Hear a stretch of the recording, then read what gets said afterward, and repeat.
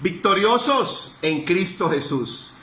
Dice las Escrituras en Hebreos capítulo 12, versículo 28. Así que recibiendo nosotros un reino inconmovible, el reino como el tesoro del Padre, el reino como la riqueza espiritual del Padre. Dice las Escrituras, tengamos gratitud. La gratitud como nuestra comunión íntima y plena con el Padre.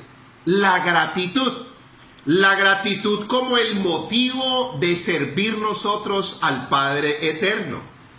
Sigue diciendo Hebreos 12, 28, tengamos gratitud y mediante ella sirvamos a Dios. Servir a Dios es amar al prójimo. Servir a Dios es expresar el nuevo hombre al prójimo con sus atributos y cualidades, la misericordia, la justicia, el amor, la humildad. Amar al prójimo es vivir el reino.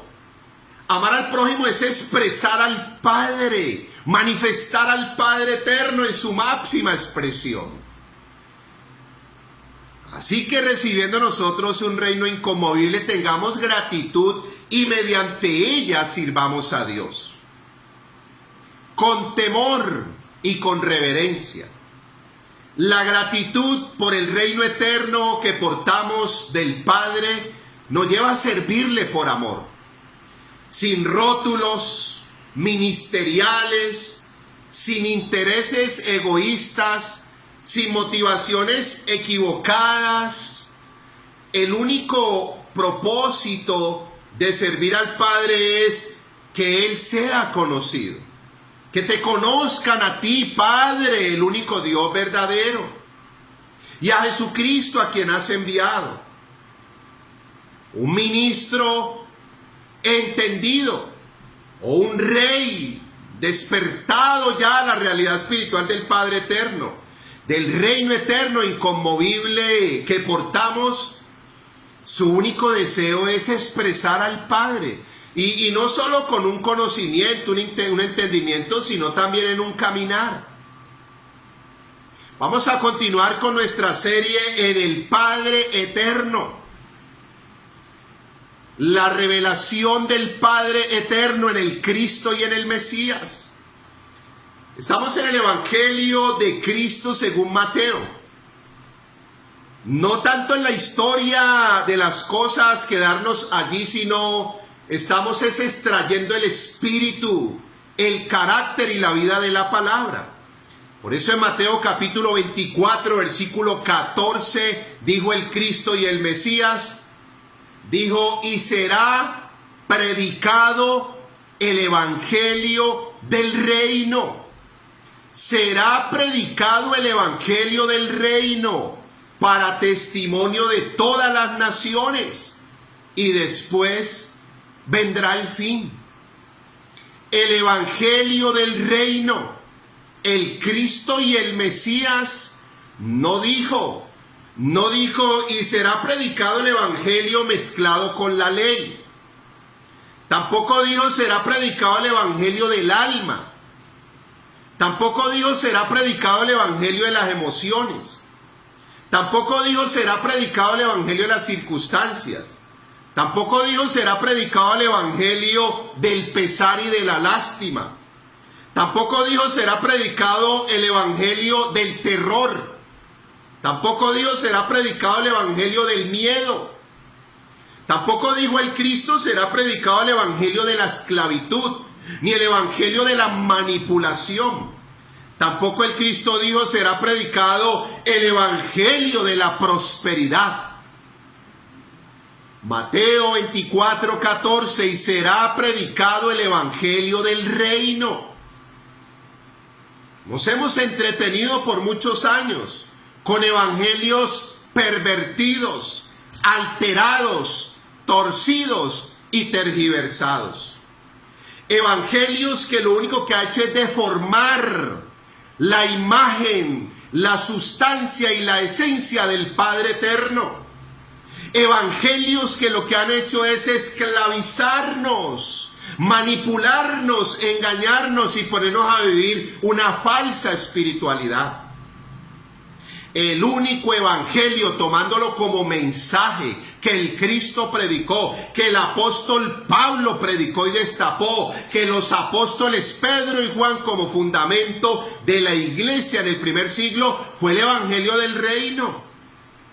Por eso en Gálatas capítulo 1, versículos 6 al 10, el apóstol Pablo decía: estoy maravillado de que tan pronto os hayáis alejado de aquel que os llamó por su gracia para seguir un evangelio diferente. No es que haya otro, dice él, eso lo deja claro. El evangelio, el mensaje es uno solo, el reino, el evangelio del reino, que es el mismo Cristo resucitado, glorificado, señoreado, ascendido y ahora manifestado en el nuevo hombre, en la nueva creación. En la mente de Cristo, el Espíritu de Cristo, el carácter de Cristo, la vida eterna de Cristo.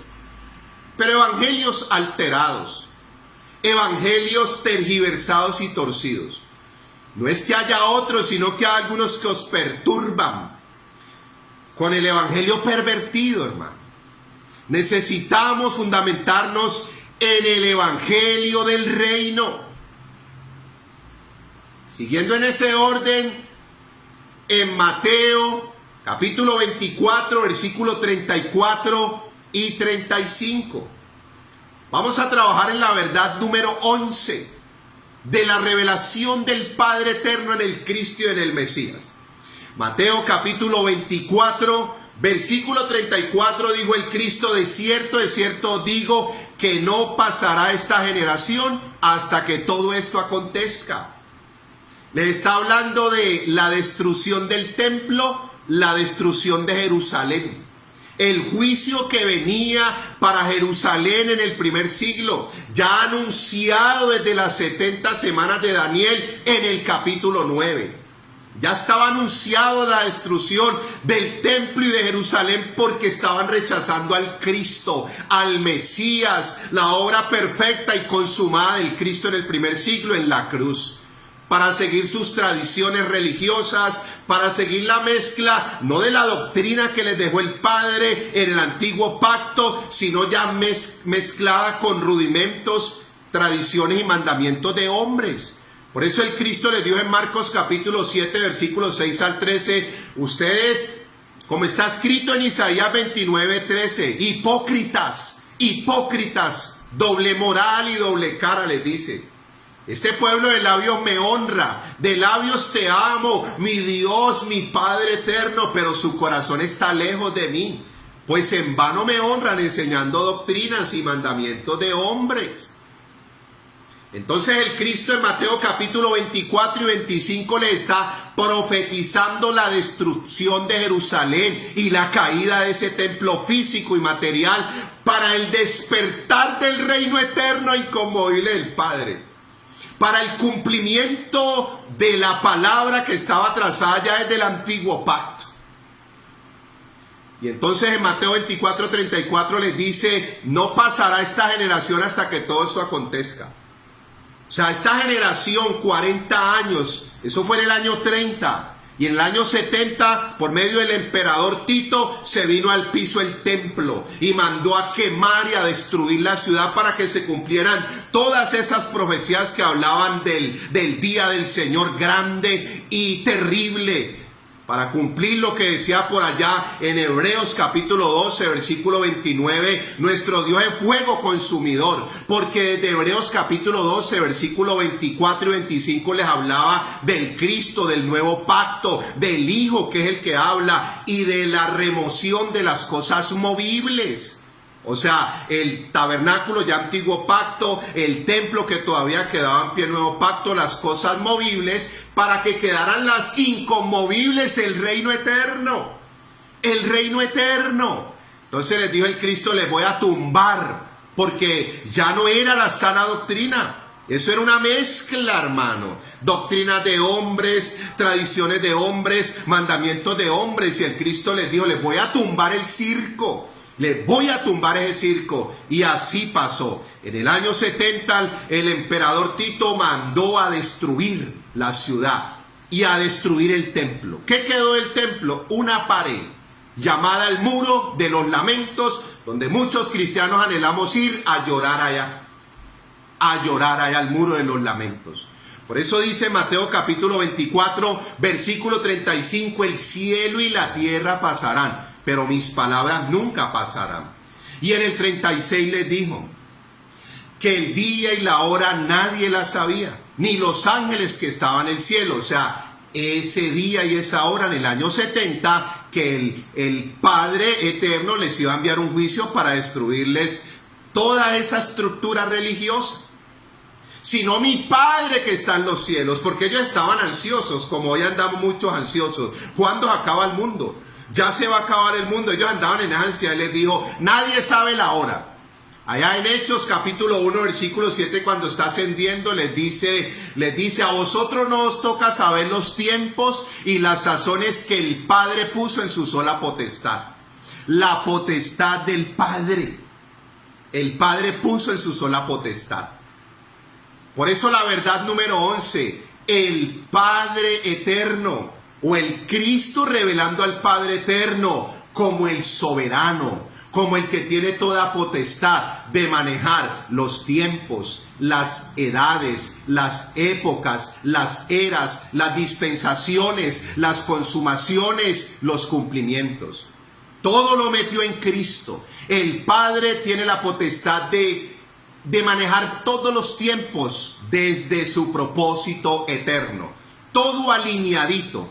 Ya el rompecabezas está diseñado por el Padre de la eternidad. Se necesitan ministros que entiendan los tiempos, conozcan el cumplimiento del antiguo pacto en la obra de la cruz, el cumplimiento del nuevo pacto en el primer siglo, en el año 70, allí mismo en la destrucción de ese templo y en la manifestación del reino eterno e inconmovible del Cristo.